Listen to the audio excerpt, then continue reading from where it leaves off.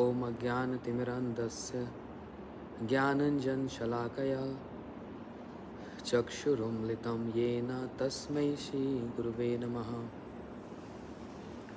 गुरुवे गौरचन्द्राय राधिकाय तदालये कृष्णाय कृष्णभक्ताय तद्भक्ताय नमो नमः। वाञ्छाकल्पतरुभ्यश्च कृपा सिन्धुभ्य एव च पतितानां पावनेभ्यो वैष्णवेभ्यो नमो नमः। अजानुलम्बितो भुजो कनकवदातो संकीर्तने कपित्रो कमलायताक्षो विशंवरो द्विजवरो युगधर्मपालो वन्दे जगत्प्रियकरो करुणावतारो। दिव्यार्विन्दनकल्द्रुमदा श्रीमद्रत्नागार सिंहासनस्थो श्री श्री राधा शिला गोविंदेवाय प्रेस्थालिभि सेव्यमान स्मरामि। श्रीमन रास रसारंभि वंशी वटतत स्थिता कर्षण वेणु सनिर्गोपीन गोपीनाथ श्रीवसुतः। भक्त्या विहीनाय अपराध लक्ष्ये क्षिप्तस्य कामादितरंग मध्ये कृपामयी तं शरणं प्रपन्ना वृंदे नुमस्ते चरणारविंदम। श्री कृष्ण चैतन्य प्रभु नित्यानंद श्री अद्वैत गदाधर शिवासादि गौर भक्तवृंद। हरे कृष्णा कृष्ण कृष्ण हरे हरे हरे राम राम राम हरे हरे। सभी भक्तों को अक्षय तृतीया की बहुत बहुत बधाई। कल सारे विश्व में अक्षय तृतीया का ये पर्व मनाया गया और सभी स्थानों पर ठाकुर जी का चंदन और हरि कथा कीर्तन के द्वारा भगवान की कृपा की उपलब्धि की गई। हम लोग श्री बृहद भागवतामृतम को श्रवण कर रहे थे, परंतु कुछ भक्तों का निवेदन प्रार्थना थी कि मैंने अक्षय तृतीया के संबंध में इंग्लिश में तो कथा सुनाई, लेकिन हिंदी में इसका कहने का कोई अवसर प्राप्त नहीं हो पाया। तो कुछ भक्तों की प्रार्थना की आज कुछ अक्षय तृतीया पर कुछ कहूँ, इसलिए आज हम बृहद भागवतामृतम को ना श्रवण करके अक्षय तृतीया की महिमा को श्रवण करेंगे। आप लोगों ने अनेक वक्ताओं के मुख से और अनेक दृष्टिकोण से अक्षय तृतीया की महिमा को श्रवण किया होगा कि इस दिन श्री बद्रीनाथ जी में श्री नर नारायण भगवान का दर्शन उपलब्ध होता है। बद्रीनाथ जी का कपाट खुलते हैं और उद्धव जी का दर्शन वहाँ होता है। उद्धव जी एक स्वरूप से श्री बद्रीनाथ जी में गए, जहाँ पर भागवत जी में इसका उल्लेख आया कि श्री कृष्ण और उद्धव जी का जो संवाद हुआ, बड़ा सुंदर संवाद है श्रीमद् भागवत जी में, जहाँ पर इस प्रसंग को उद्धव गीत भी कहा जाता है। जैसे श्री कृष्ण ने अपने सखा अर्जुन को भगवद गीता का उपदेश दिया, उसी प्रकार एकादश स्कंद श्रीमद् भागवत जी में भगवद उद्धव गीता का संवाद हुआ, जहाँ श्री कृष्ण उद्धव जी को नाना प्रकार के उपदेश दे रहे और उद्धव जी एक स्वरूप से बद्रीनाथ जी में प्रवेश कर गए। और उद्धव जी एक स्वरूप से उद्धव कुंड पर, श्री गोवर्धन जी की तलेटी पर, उद्धव कुंड पर एक घास बनकर तपस्या कर रहे हैं। असम ओहो चरण रेणु जुषाम यम श्याम वृंदावने किमपि गुल्म लतौषधि नाम। एक तृण बनकर, एक औषधि बनकर, एक लता बनकर उद्धव कुंड पर श्री उद्धव जी तपस्या कर रहे हैं श्री राधा जी के चरण की धूल प्राप्ति करने के लिए। तो एक स्वरूप से उद्धव कुंड पर और एक स्वरूप से श्री बद्रीनाथ जी में उद्धव जी चले गए। तो बद्रीनाथ जी में जाकर ये भी दर्शन उपलब्ध होता है। नर नारायण भगवान, बड़ा सुंदर इनका इतिहास आता है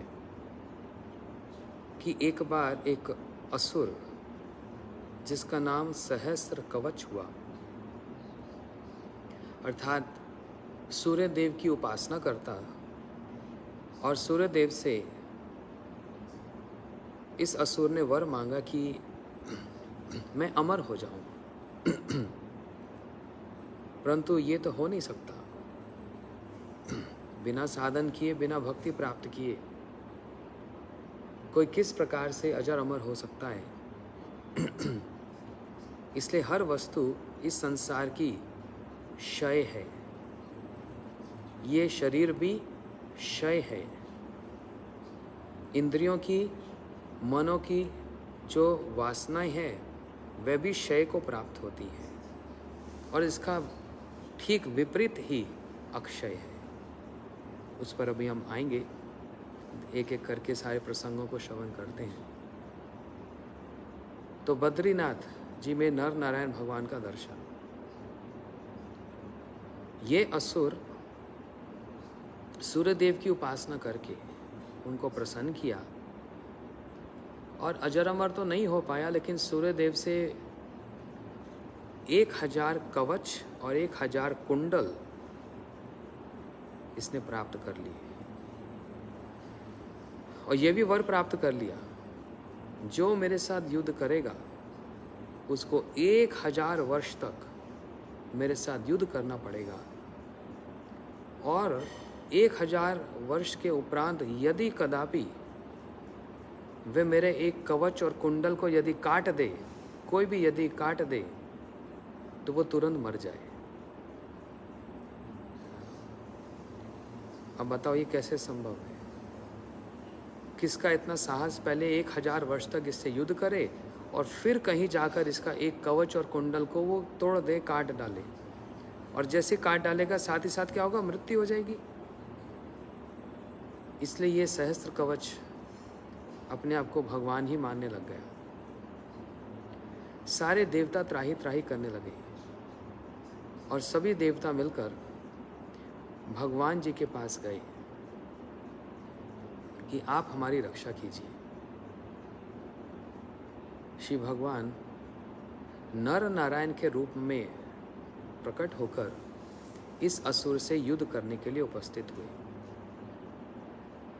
अब सबसे पहले नर युद्ध में आए और नारायण तपस्या में बैठ गए। नर ने सहस्त्र कवच असुर के साथ 1000 वर्ष तक युद्ध किया और उसके एक कवच और एक कुंडल को काट दिया। अब वर तो ये प्राप्त था कि जैसे कोई एक कवच और कुंडल काटेगा उसकी मृत्यु हो जाए। अब नर भगवान तो मर नहीं सकते। दूसरी ओर जो नारायण भगवान वो तपस्या में बैठे हैं और उन्होंने अपनी 1000 वर्ष की तपस्या का फल नर को दे दिया। जो नर सिर्फ मूर्छा का, मृत्यु का बस अभिनय मात्र कर रहे हैं, बस अभिनय कर रहे हैं। तो नारायण भगवान ने 1000 वर्ष की तपस्या का फल नर को दे दिया। नर जीवित हो गए और अब नर तपस्या में बैठ गए और नारायण इस असुर से युद्ध करने के लिए आ गए। भगवान नारायण 1000 वर्ष तक युद्ध किए और इसका एक कवच और कुंडल काट दिया। अब नारायण भगवान मर तो सकते नहीं, ये तो जन्म और मृत्यु से परे हैं, इसलिए इन्होंने भी मरने का अभिनय किया। और दूसरी ओर जो नर 1000 वर्ष की तपस्या करने बैठे, उन्होंने अपनी 1000 वर्ष की तपस्या का फल नारायण को दे दिया और फिर नारायण जीवित हो गए, अब वो तपस्या में बैठ गए। इस प्रकार दोनों परस्पर इन्होंने 999 कवच और कुंडल काट दिए एक एक करके। अब तो ये घबराया सहस्त्र कवच, बोलते हैं जिन्होंने मेरे इतने कवच और कुंडल काट दिए, उनको एक और काटने में कितनी देर लगेगी, इसलिए मैं कहीं छिप जाऊं, नहीं तो मेरी मृत्यु निश्चित है। तो कहाँ छिपूं? जिनकी आराधना करता था अपने आराध्य सूर्य देव के, वो जो ग्लोब है सूर्य देव का जो प्रकोष्ठ है, उसी में ही प्रवेश कर गया और वहीं छिप गया। और समय बीतते बीतते आ गया द्वापर युग, जहाँ पर कुंती देवी को ये वर प्राप्त है, ये किसी भी देवता को आह्वान कर लेगी और उनसे पुत्र प्राप्त कर लेगी। कुंती देवी को जब ये वर प्राप्त हुआ तो इन्होंने परीक्षा लेनी चाहिए, जरा टेस्ट करके देखूं तो ये होता है कि नहीं होता। तो कुंती देवी ने सब प्रथम सूर्य देव को ही आह्वान किया। सूर्य देव आए और सूर्य देव ने कुंती को एक पुत्र प्रदान किया, जो पुत्र एक कवच और कुंडल लेकर ही जन्म लिया। कुंती तो घबरा गई, मेरा तो अभी विवाह भी हुआ नहीं, मैं युवती हूँ और मुझको पुत्र हो गया, समाज में मेरा कितना नाम खराब हो जाएगा। तो उन्होंने उस पुत्र को जल में बहा दिया, प्रवाहित कर दिया। ये कौन? सभी जान गए, ये कर्ण है और ये कवच और कुंडल लेकर ही जन्म हुआ। तो दूसरी ओर जब बड़े हुए, अब महाभारत का युद्ध हुआ, यही नर नारायण भगवान अर्जुन और कृष्ण बनकर आए। अर्जुन मतलब नर और नारायण मतलब कृष्ण। हाँ, ये युद्ध चल रहा है और महाभारत के युद्ध में अब नर की बारी उस असुर से युद्ध करने की, अर्थात कर्ण से युद्ध करने की नर की बारी है। लेकिन 1000 वर्ष तक युद्ध करेगा तभी तो कवच और कुंडल काटेगा, कैसे संभव है? इसलिए श्री कृष्ण इंद्र को प्रेरित किया, इंद्र जाओ और कर्ण से कवच और कुंडल भिक्षा में मांग लो, क्योंकि कर्ण बहुत दानी है, बहुत बड़ा दानी। जो कर्ण के पास आता है कभी खाली हाथ नहीं जाता। तो इंद्र वेश बदलकर कर्ण के पास आए और कहा कि मुझको आपका कवच और कुंडल चाहिए। इंद्र, कर्ण ने कभी आज तक किसी को ना नहीं कहा और उसने कवच और कुंडल काटकर इंद्र को अर्पण कर दिया। और वहीं युद्ध क्षेत्र में, कौन सा? धर्म क्षेत्र, कुरुक्षेत्र, संवेत्ता युयुत्सवा मामका पांडव चैव किम अकुर्व संजय। उस धर्म क्षेत्र कुरुक्षेत्र में अर्जुन ने कर्ण का वध किया। ये है नर नारायण भगवान। तो बद्रीनाथ में नर नारायण भगवान का दर्शन प्राप्त होता है। 4 धामों में एक धाम श्री बद्रीनाथ, बहुत महिमा है। और विशेष करके महिमा क्या है? जब तक कोई तपस्या नहीं करेगा, तप नहीं करेगा, तब तक उसको भगवत प्राप्ति कैसी होगी? अब वो बात और है, और युगों में तपस्या करने की पद्धति अलग अलग होती थी। जैसे कोई ध्यान में बैठता है हजारों वर्ष तक, कोई एक हाथ ऊपर करके तपस्या करता है।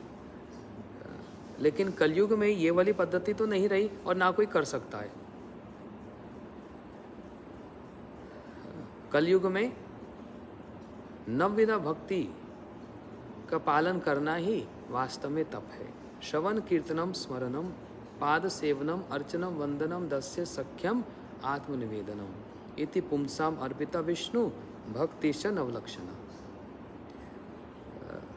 यही तप है। एकादशी के दिन में व्रत करना बहुत बड़ा तप है, लेकिन तप करने में जीव आलस से प्रमाद को पाल लेते हैं, तप होता नहीं। देखो, ब्रह्मा जी ने भी तप करके भगवान से दीक्षा प्राप्त की और शिक्षा भी प्राप्त की। भगवान की नाभि से ब्रह्मा जी का जन्म हुआ और ब्रह्मा जी को समझ ही नहीं आ रहा मेरा जन्म कहाँ से हुआ, इसका उत्पन्न स्थान क्या है, उत्पत्ति कहाँ से हुई। इसलिए वही कमल की नाल में वो जो 14 लोकों का ये ब्रह्मांड है, ब्रह्मा जी घूम रहे हैं। तब ब्रह्मा जी को एक शब्द सुनाई पड़ा, तप तप तप। ब्रह्मा जी जान गए कोई मुझको इंगित कर रहा है कि मुझको तपस्या करनी है। वो कौन कर रहा है ये तो वह जानता नहीं। एक दिव्य वाणी श्रवण को प्राप्त है, एक दिव्य वाणी मैं सुन रहा हूँ। तो ब्रह्मा जी साथ ही साथ तप में बैठ गए और हजारों वर्ष तक तप किया। देखो, ब्रह्मा जी कोई ब्रह्मलोक प्राप्त करना कोई साधारण बात नहीं है। वे ब्रह्मा जी भी तप में बैठते हैं। तब श्री कृष्ण ने अपनी वंशी से ब्रह्मा जी को दीक्षा प्रदान की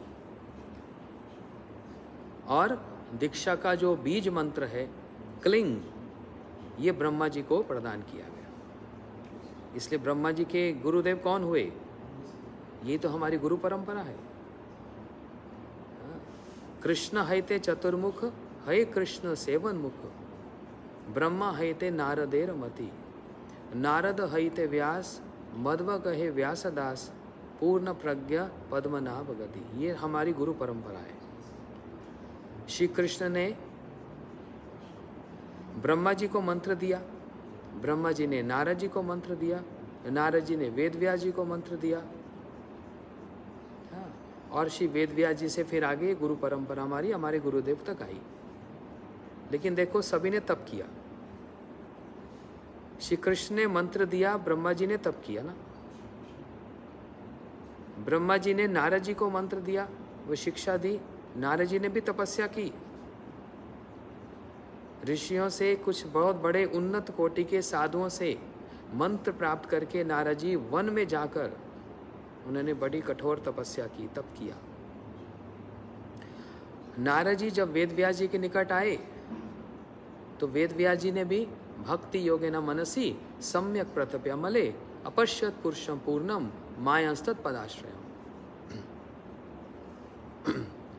श्री वेद व्यास जी भी समाधि में बैठकर, अर्थात उस तप में बैठकर उन्होंने संपूर्ण श्री कृष्ण लीला का दर्शन किया। तो देखो, सभी तो तप करते हैं। कलयुग में सबसे बड़ा तप क्या? गुरु सेवा। गुरु जी की सेवा करना सबसे बड़ा तप है। जिनको गुरुदेव की सेवा प्राप्त हुई है वो बहुत ही सौभाग्यशाली है। वे सेवा शारीरिक रूप से भी होती है और वाणी से भी होती है, परंतु भगवान की सेवा करना आसान है, गुरुदेव की सेवा करना बड़ा कठिन है। क्योंकि भगवान तो बोलते नहीं, कुछ भी कैसे भी कर लो, लेकिन गुरु जी की सेवा करोगे तो हर एक घंटे में बहुत कुछ बोलेंगे। इसलिए बहुत सारे लोग गुरुदेव की सेवा करने से पीछे हट जाते हैं। क्योंकि वहाँ डांट पड़ती है, शासन होता है। लेकिन बहुत विरला कोई सौभाग्यवान व्यक्ति ही समझ पाएगा कि वो शासन में कितना प्रेम होता है, और उसी शासन में तप कर वो उज्ज्वलता को प्राप्त होता है।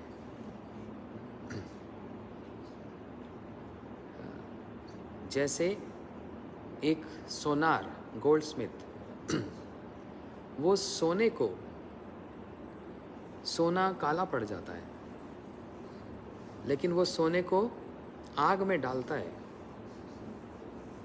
और वो सोना फिर जब आग से बाहर आता है तो कितना उज्जवल और कितना तेजवान हो जाता है। और जो उसको धारण करता है उसकी भी शोभा बढ़ जाती है। सोने की चेन, सोने की अंगूठी दूर से दिखती है। उसी प्रकार गुरु सेवा ही अपने आप में सबसे बड़ा तप है, अपने आप में तप है। और जो इस तप में तप गया वो सोने की तरह उज्जवल हो गया।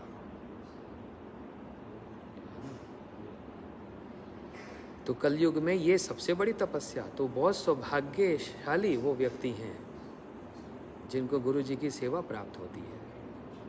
बहुत सौभाग्यशाली व्यक्ति, इससे बढ़कर और किसी का सौभाग्य हो नहीं सकता। लेकिन वो अपने आप में बहुत बड़ी तपस्या है। गुरु जी के मन को, भाव को समझकर उनके हिसाब से सेवा करना, ना कि जो मुझको पसंद है वैसी सेवा करना। ये सेवा में बहुत बड़ा अंतर आ जाता है। गुरु जी के मन के अनुसार सेवा करना और अपने भाव के अनुसार सेवा करना, इसमें बहुत अंतर आ जाता है। एक उदाहरण बतलाता हूँ। श्रील भक्ति विज्ञान भारती गोसाई महाराज जी एक उदाहरण देते थे। एक गुरु जी का नाम मैं थोड़ा भूल रहा हूँ, क्षमा करना। वो अपने शिष्य को सब समय बहुत डांटते,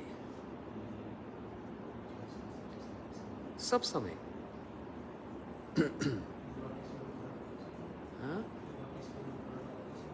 हाँ, श्री भक्ति स्वरूप पर्वत गोसाई महाराज जी इस बात को बतलाते हैं।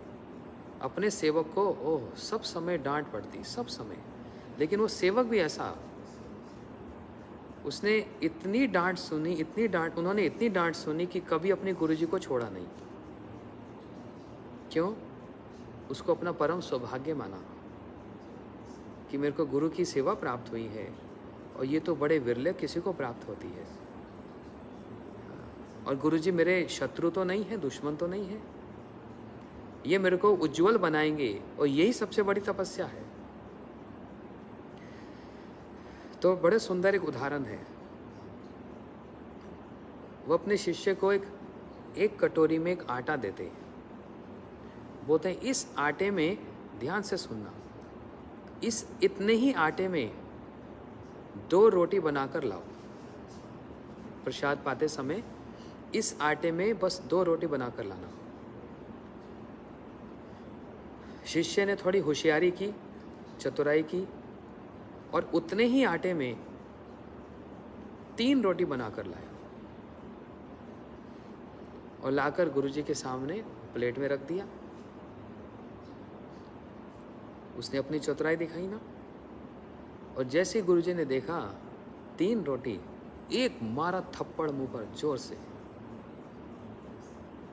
और वो हैरान हो गया कि मैंने ऐसा क्या गलत काम कर दिया, मैंने ऐसा क्या अपराध, क्या दोष कर दिया। जब गुरुजी से पूछा गया, गुरुजी आपने सेवक को आपने ऐसे मार दिया, इतनी डांट लगा दी, इसने क्या गलती की? इसने आपका आटा नष्ट तो नहीं किया? उतने ही आटे में आपने 2 कहा था, और उतने ही आटे में समझदारी से इसने 3 रोटी बनाई, तो आपका कोई नुकसान तो नहीं किया? फिर आपने इतना शासन क्यों किया?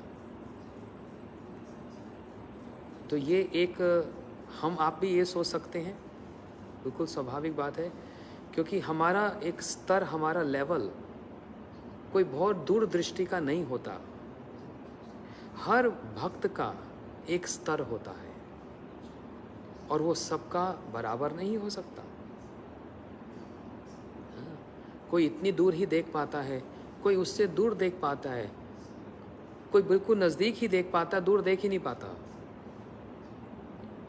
ये होता है स्थूल दृष्टि और सूक्ष्म दृष्टि।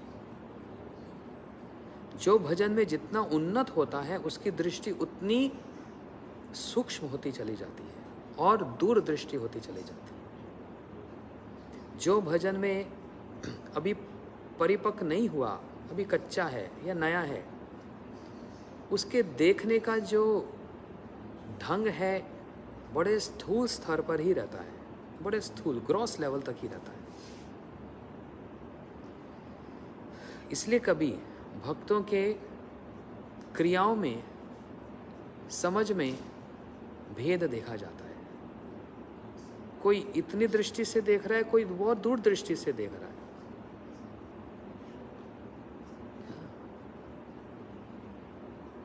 तो हम आप भी यही सोचेंगे कि उस सेवक ने गुरु जी का कोई नुकसान तो किया नहीं और उतने ही आटे में 3 रोटी बनाकर ले आया, फिर गुरु जी ने शासन क्यों किया?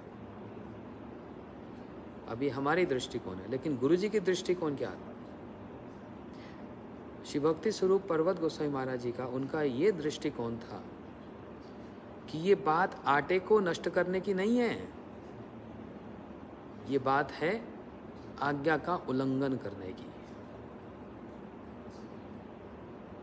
ध्यान से समझना, ये है आज्ञा का उल्लंघन करने की बात, कि अभी से ही, प्रारंभिक अवस्था से ही इसने मेरी आज्ञा का उल्लंघन किया तो ये इसका अभ्यास हो जाएगा, इसकी आदत पड़ जाएगी और ऐसे ही करते करते एक दिन आज्ञा का उल्लंघन करते करते बड़ी बड़ी आज्ञाओं का उल्लंघन करेगा और जब बड़ी आज्ञा का उल्लंघन करेगा तो फिर बड़े अपराध करेगा और एक दिन ये भक्ति से दूर चला जाएगा। उस शासन में उन गुरु जी का अपने सेवक के प्रति स्नेह है, प्रेम है।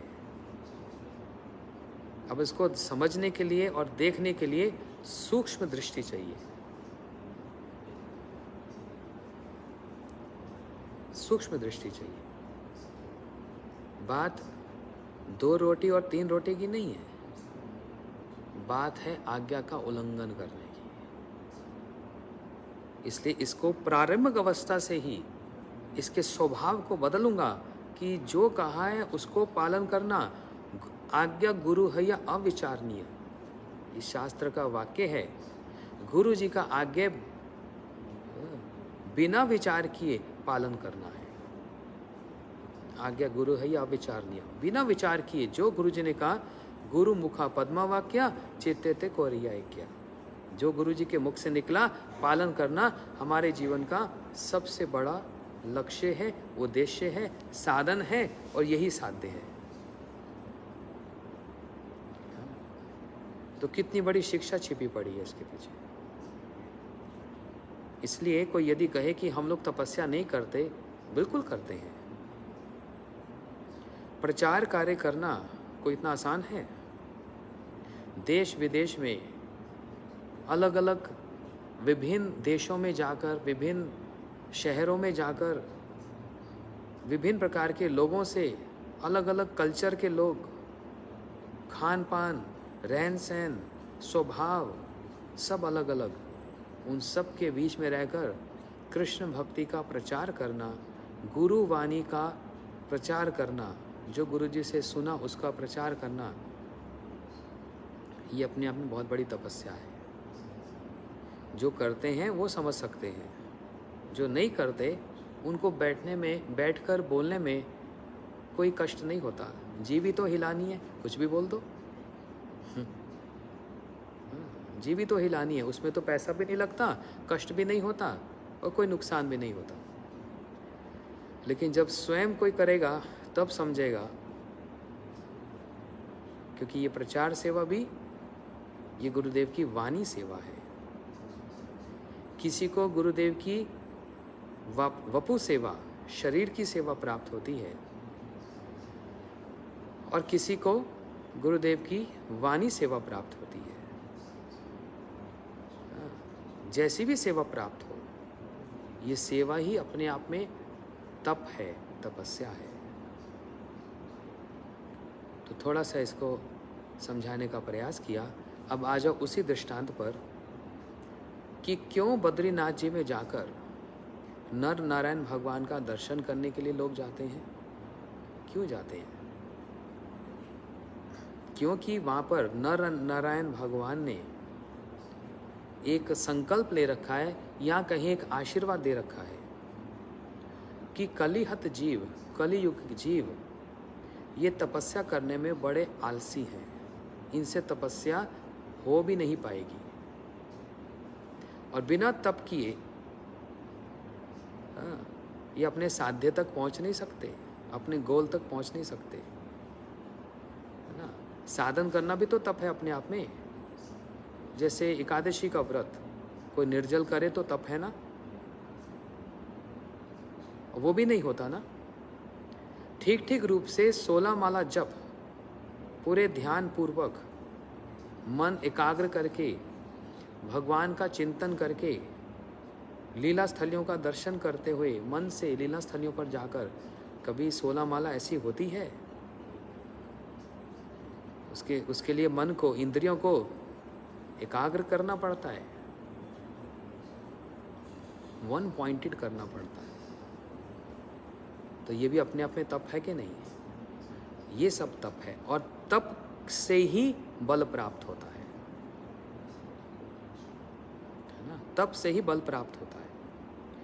जो लोग तप करते हैं वो बड़े बलवान होते हैं। उन बलवान का अर्थ ये नहीं कि उनके मसल्स बन जाते हैं, हाँ, ये वाला बल नहीं, शारीरिक बल की बात नहीं, मनोबल, उनका आत्मबल। हाँ, मनोबल भी छोड़ दो, आत्मबल इतना तेजवान और इतना बलशाली होता है। बड़ी बड़ी स्थितियों को बड़ी आसानी से वो सहन कर लेते हैं। ये तप का बल है, ये तपस्या का बल है ना। और कलयुग जीव से तपस्या होती नहीं। इसलिए बद्रीनाथ जी में जाकर श्री नर नारायण भगवान का दर्शन करने से क्या प्राप्त होता है? बोलते तप का बल प्राप्त होता है। वहां पर भगवान ने एक वरदान, एक आशीर्वाद दे रखा है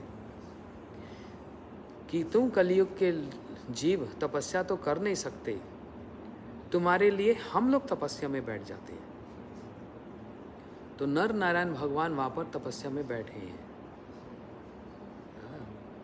और ये आशीर्वाद दिया कि जो यहाँ पर आकर दर्शन करता है, उन दर्शनार्थियों को नर नारायण भगवान की तपस्या का 1/6 भाग, 1/6 उनका जो भाग उस व्यक्ति को मिल जाएगा जो दर्शन करने आए।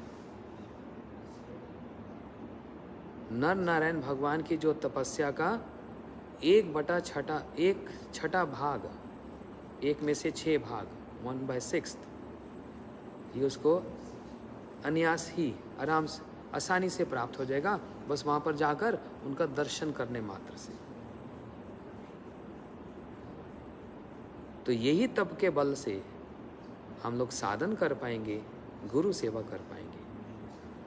इसलिए अक्षय तृतीया के दिन बद्रीनाथ जी का ये कपाट खुलते हैं, उनके दर्शन खुलते हैं, और अब यहीं से दर्शन खुलते रहेंगे, चलते रहेंगे जब तक शीत ऋतु अर्थात ये शीतकाल, सर्दी ना आ जाए तब तक। और इसी श्रृंखला में बात उठी गई तो बतला दूं, हम लोग भी फरीदाबाद श्री राधा माधव गौड़िया मठ से भक्त लोग श्री बद्रीनाथ जी का दर्शन करने के लिए हम लोग सब लोग जाएंगे।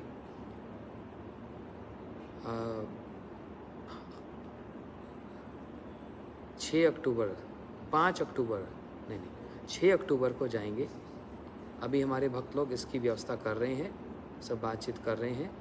जब फाइनल हो जाएगा तो सबको सूचित कर दिया जाएगा। लेकिन यदि आप लोग जाना चाहते हैं हमारे साथ तो आप लोग पहले से यदि अपना नाम लिखवा देंगे तो अच्छा रहेगा। जो भी हो, ये अक्षय तृतीया जिस दिन बद्रीनाथ जी का द्वार खुलते हैं, और इस दिन और भी बहुत सारे, सत्ययुग का ये पहला दिन कहा जाता है ना कि अक्षय तृतीया वाले दिन यदि कोई अपना नया काम आरंभ करना चाहता है, कोई यात्रा करना चाहता है, कोई नया बिजनेस करना चाहता है, विवाह करना चाहता है, दीक्षा लेना चाहता है, कोई दान करना चाहता है, दक्षिणा देना चाहता है, तो इससे बढ़कर और कोई दिन नहीं होता। सबसे उन्नत, सबसे बड़ा दिन यही माना जाता है। इसलिए भक्त लोग दान दक्षिणा करते हैं, कोई दीक्षा लेते हैं, विवाह करते हैं, और ये सब होता है।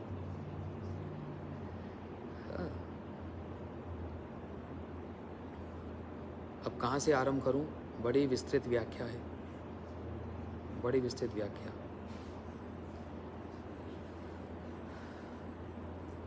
इसी दिन ब्रह्मा जी ने भी एक प्रोजेक्ट आरंभ किया। कौन सा प्रोजेक्ट आरंभ किया? सृष्टि आरंभ की। इसलिए अक्षय तृतीया के दिन सतयुग का प्रथम दिवस, सृष्टि का प्रथम दिवस माना जाता है। और जीवों के कलयुग में अन्न में ही प्राण है, बिना अन्न के कोई रह नहीं सकता। और अन्न में सबसे श्रेष्ठ माना जाता है जौ। तो कलयुग में अन्न ही प्रधान है। तो जौ की जो उत्पत्ति हुई, अन्न की जो उत्पत्ति हुई, वो भी अक्षय तृतीया वाले दिन ही हुई। नहीं तो जीव रह नहीं सकते इसके बिना। तो ये भी एक अक्षय तृतीया की बहुत बड़ी महिमा है। जहाँ पर अन्न की बात कही जाए तो यहाँ पर हम प्रसाद को समझेंगे। और प्रसाद सेविते है सकल प्रपंच जाए।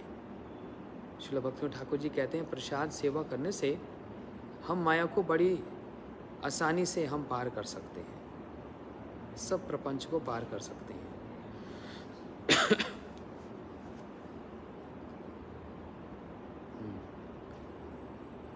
और अक्षय तृतीया का अर्थ क्या? कल इंग्लिश भाषा में कहा था, अक्षय कौन है? वो वस्तु जो क्षय को प्राप्त नहीं होती, वो अक्षय है। अच्छा, कौन सी वस्तु जो क्षय को प्राप्त हो जाए? क्षय का मतलब जिसकी समाप्ति हो जाए। जो भी हम आसपास देखते हैं सब कुछ, हमारा घर भी एक दिन, ये संसार, ये पूरा ब्रह्मांड, ये सब क्षय को प्राप्त है। हमारा शरीर, अपना ही शरीर, ये भी क्षय को प्राप्त है, इसका भी एक दिन विनाश है। हमारे मन के जो विचार, वो भी ज़्यादा दिन रहते नहीं, वो भी क्षय को प्राप्त है। जो सुख हमको मिलता है, कैसे भी कोई भी भोग, खाने का हो, सोने का हो, इंद्र तृप्ति हो, वो सारा जो सुख हमको मिलता है वो भी क्षय को प्राप्त है। थोड़ा समय तो सुख देता है, ऐसा नहीं कि उसमें सुख नहीं है। थोड़ा समय तो सुख देता है, लेकिन फिर वो और अधिक सुख दे नहीं पाता, वो फीका लगने लग जाता है। और फीका होते होते ही फिर वो क्षय को प्राप्त हो जाता है, समाप्ति को प्राप्त हो जाता है। इसलिए वो अक्षय नहीं है, वो क्षय है। लेकिन अच्छा, देवी देवता क्या ये अक्षय हैं? नहीं। इस 14 लोक का ये जो ब्रह्मांड है, इसमें सब कुछ ही क्षय को प्राप्त है। कोई कहे अच्छा, स्वर्ग भी क्षय को प्राप्त है, और स्वर्ग में रहने वाले जो देवता वो भी क्षय को प्राप्त हैं। हाँ, स्वर्ग के देवता भी क्षय को प्राप्त है। जब तक जितना उन्होंने पुण्य कमाया, जितना पुण्य कमाया उतनी देर तक स्वर्ग में रहते हैं, और जहाँ पुण्य का बैलेंस समाप्त हुआ तुरंत उनको उठाकर फेंक दिया जाता है नीचे। जाओ पृथ्वी पर फिर पुण्य कमाओ, और जब थोड़ा सा कुछ पूंजी जमा हो जाए तो फिर आ जाना भोग विलास करने के लिए। इसलिए स्वर्ग के देवताओं में भी उनका सुख भी क्षय को प्राप्त है। पतंती अधा, वो वहां से गिर जाते हैं फिर पृथ्वी पर आते हैं, उनका जीवन भी क्षय को प्राप्त है।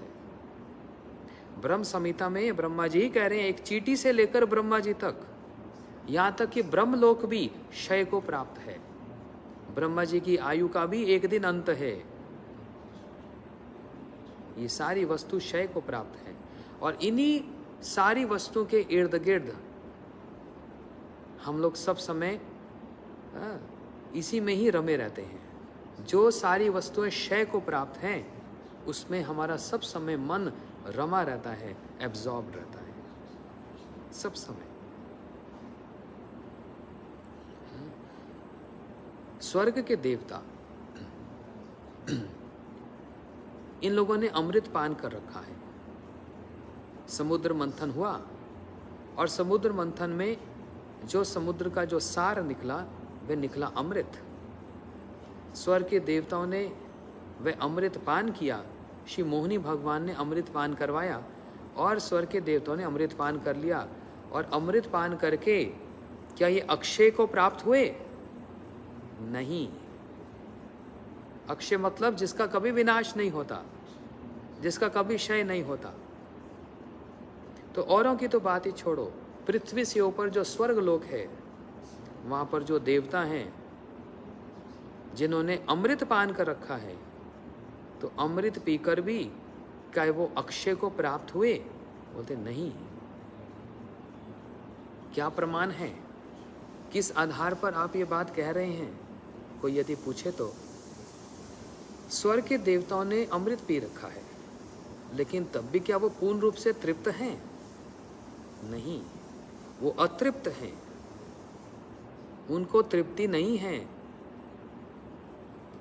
प्रमाण क्या? श्रीमद् भागवतम प्रमाण अमलम यद वैष्णव नाम प्रियम। श्रीमद् भागवत जी जो अमल प्रमाण है, श्रीमद् भागवत जी जो सारे शास्त्रों का सार है, जो निगम कल्पतरुम गलितम फलम, जो कल्पतरु वृक्ष का एक परिपक्व एक फल है, एक आम, जो फलों का राजा आम, वह श्रीमद् भागवत जी को जब कहने के लिए श्री सुखदेव गोस्वामी जी उपस्थित हुए, कहाँ? दिल्ली के पास शुक्रताल पर। जब सुखदेव गोस्वामी जी वे भागवत जी कहने के लिए उपस्थित हुए, तो स्वर्ग के देवता अमृत का कलश लेकर चले आए। देखो, समझना इस बात को। और अमृत का कलश लाकर सुखदेव गोस्वामी जी के साथ कुछ विनिमय, कुछ एक्सचेंज करना चाह रहे हैं। बोलते हैं, हे सुखदेव जी, हम स्वर्ग के देवता, स्वर्ग में जो सुरक्षित ये अमृत का कलश जो हम निरंतर पान करते रहते हैं, ये अमृत तो आप परीक्षित को पिला दो, क्योंकि परीक्षित को तो शाप लग गया। 7 दिन के पश्चात तक्षक नामक सर्प आकर डसेगा, दंशन करेगा और इनकी मृत्यु हो जाएगी। आप परीक्षित को तो स्वर्ग का अमृत पिला दो, और इसके बदले में आप हमको क्या पिला दो? कथामृत पिला दो। जो आप कथा कहने के लिए अभी विराजमान हुए हैं, वो कथा हम पान करें, और इसके बदले में परीक्षित जी को स्वर्ग का अमृत पिला दो। इस क्रिया से एक बात स्थापित हो गई कि स्वर्ग में देवताओं के पास अमृत भी है, और स्वर्ग के देवता अच्छे से जानते हैं कि वो अमृत पीने से भी हर भोग का, हर विलास का, हर सुख का क्षय है, अच्छे से जानते हैं।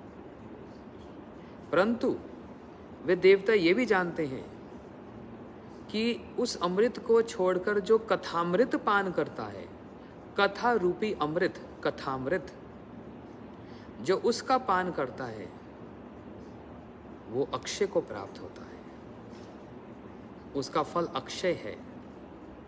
अर्थ इसका अर्थ क्या? कि ये शरीर, जो भौतिक शरीर, पंच भौतिक शरीर जो क्षय को प्राप्त है, एक दिन ये पतन होगा, गिरेगा, लेकिन इसी शरीर से साधन करके, हाँ, चिन्मय देह को, चिन्मय स्थान गोलोक वृंदावन में चिन्मय देह को प्राप्त होगा। इसलिए इसको मुक्ति कहा गया। मुक्ति का अर्थ क्या? मुक्तिर हित्वा अन्यथा स्वस्वरूपेण अवस्थिति, अपने दिव्य स्वरूप में अवस्थित होना, स्वरूप सिद्धि और फिर वस्तु सिद्धि, ये प्राप्त करके ठाकुर जी की, श्री राधा गोविंद जी के चरणों की सेवा प्राप्त करना।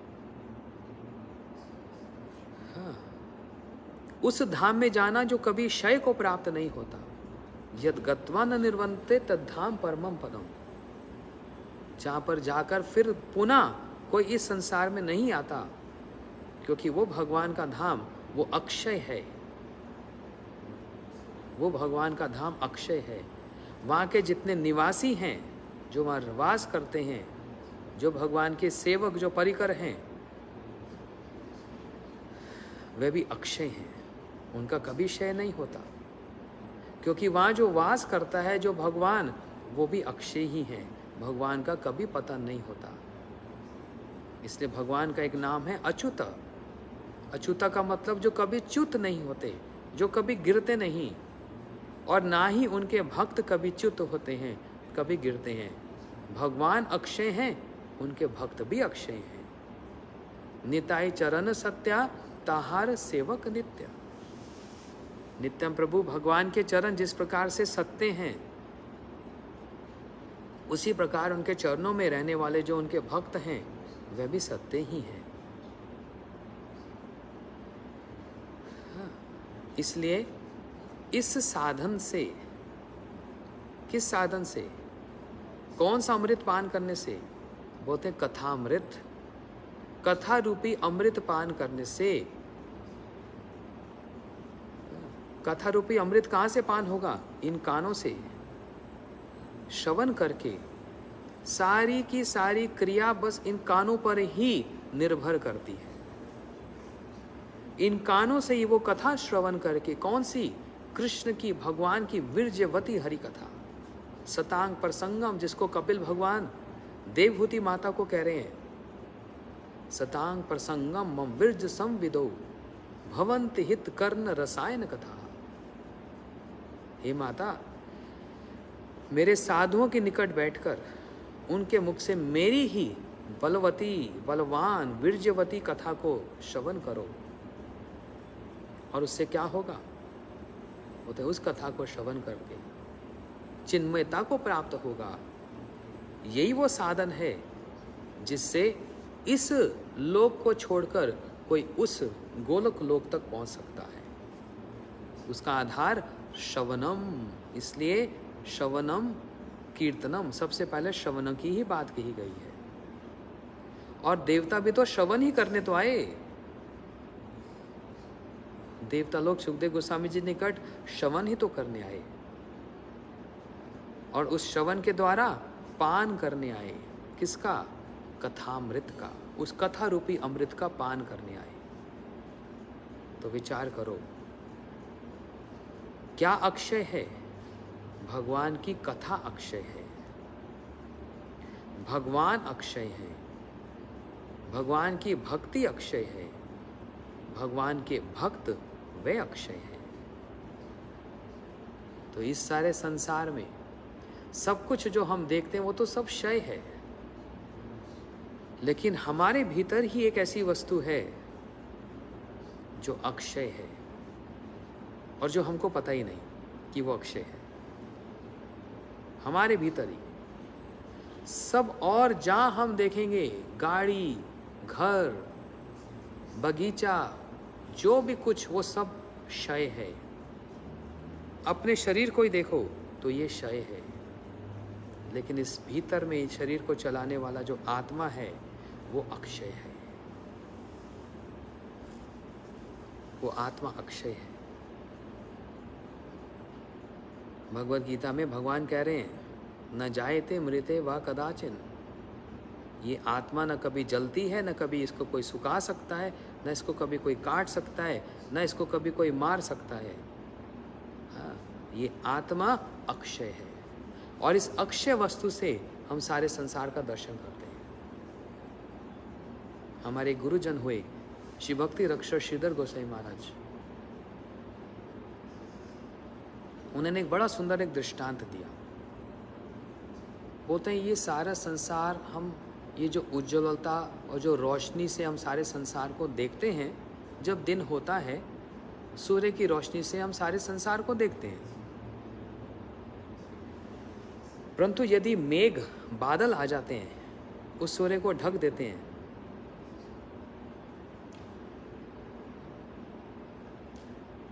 जब मेघ और बादल आ जाए वो सूर्य को ढक देते हैं, तब हम चारों ओर कैसे देखते हैं? बोलते हैं उसी सूर्य की रोशनी से फिर चारों ओर दिखता है। वो बादल भी जिन्होंने सूर्य को ढक दिया, वो बादल भी, वो मेघ भी सूर्य की रोशनी से ही देखे जा रहे हैं, भले ही वो मेघ ने सूर्य को ढक दिया है। समझा ही बात को? बात समझे? Understand my point? The sun is covered by clouds, but how we are able to see clouds? Because of the presence of sun.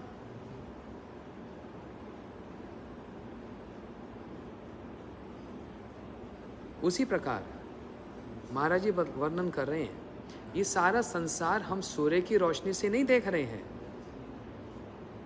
ये सारा संसार हम आत्मा की उज्ज्वलता, आत्मा की रोशनी से देखा जा रहा है। आत्मा की उपस्थिति के कारण, आत्मा की प्रेजेंस के कारण हम चारों ओर सब देख पा रहे हैं। इस आत्मा की उपस्थिति के कारण ये उज्ज्वलता को प्राप्त है। इसका अपना ही एक बल है, इसकी अपनी ही एक रोशनी है। लेकिन वो वस्तु जो अपने ही अंदर जो अक्षय है, उसके संबंध में हमको नहीं पता। लेकिन बाहर जितनी क्षय वस्तु हैं, जो क्षय को प्राप्त हो जाएं, उसके संबंध में सब कुछ पता है, लेकिन भीतर ही अक्षय है और भीतर ही परमानंद है। एक उदाहरण से समझेंगे। एक बहुत बड़े एक वैष्णव वृंदावन में इस कथा को कह रहे थे, वर्षों पुरानी बात है, 20 साल पुरानी बात है। बोलते एक बार एक सेठानी, उसके घर के लॉकर में बहुत गहने पड़े हैं, पूरा श्रृंगार का सामान पड़ा है, लेकिन कहीं पर अपनी चाबी भूल आई। उस लॉकर की जो चाबी है कहीं भूल गई। अब वो लॉकर तोड़ भी नहीं सकते, इतना कठोर, इतना कठिन भारी है। अब उसी दिन संध्या को इसको किसी के यहाँ पर विवाह में जाना है, तो विवाह में तो श्रृंगार करके जाएगी और लॉकर की चाबी खो बैठी है। इतनी जल्दी तो कुछ हो भी नहीं सकता। इसने अपनी सहेली को फ़ोन किया, अच्छा सुन, मेरे को एक विवाह में जाना है और मेरी लॉकर की चाबी कहीं खो गई। ऐसे तो जाऊंगी नहीं, श्रृंगार करके तो जाऊंगी, क्या तुम मुझको श्रृंगार का कुछ सामान कुछ दे सकते हो? मैं कल लौटा दूंगी, मैं आऊंगी कल गाड़ी से, तुमको लौटा दूंगी। तो उसकी सहेली बोलती है, हाँ हाँ कोई बात नहीं, इसमें क्या, कौन सी बड़ी बात है, पूछने की क्या बात है, आप आ जाओ और ले जाओ। और ऐसा ही होता होगा। एक छोटा सा दृष्टांत है, लेकिन इसका मर्म क्या, इसका अर्थ क्या। उस सेठानी, उस धनी घर की महिला के पास किसी वस्तु का अभाव नहीं है, पूरा लॉकर भरा पड़ा है। हाँ, नवलखा हार है, कान के कुंडल हैं, हीरों के कड़वे हैं, ये सब कुछ है, लेकिन चाबी खो बैठी। और दूसरे से उधार मांगकर श्रृंगार करके विवाह में जा रही है। इसका, इस दृष्टांत का अर्थ क्या, कि भीतर ही परमानंद है,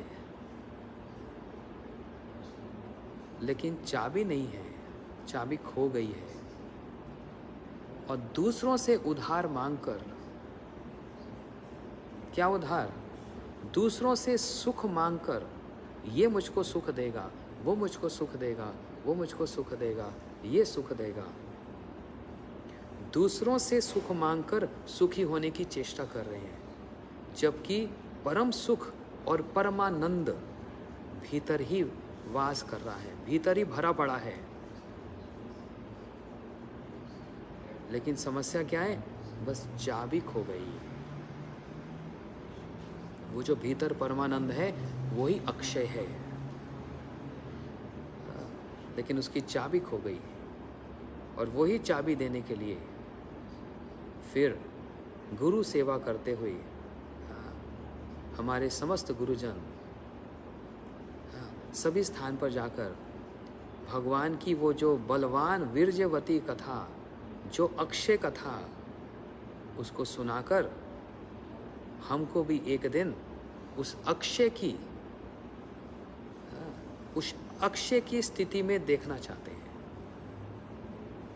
कि हम भी एक दिन भगवान के शुद्ध भक्त बन जाएं और ये क्षय वाले संसार को छोड़कर हम भी अक्षय हो जाएं। जो हम आत्मा के रूप से तो अक्षय हैं, परंतु भगवान के नित्य सेवक बनकर वे अक्षय सेवा को प्राप्त करें,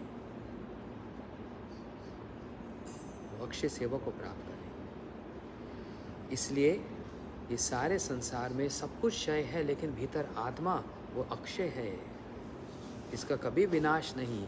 क्षय का मतलब जिसका विनाश है, लेकिन आत्मा का विनाश नहीं, ये अक्षय है। तो आज तो बस हम लोगों ने इतना ही श्रवण किया, अभी तो समय हो गया।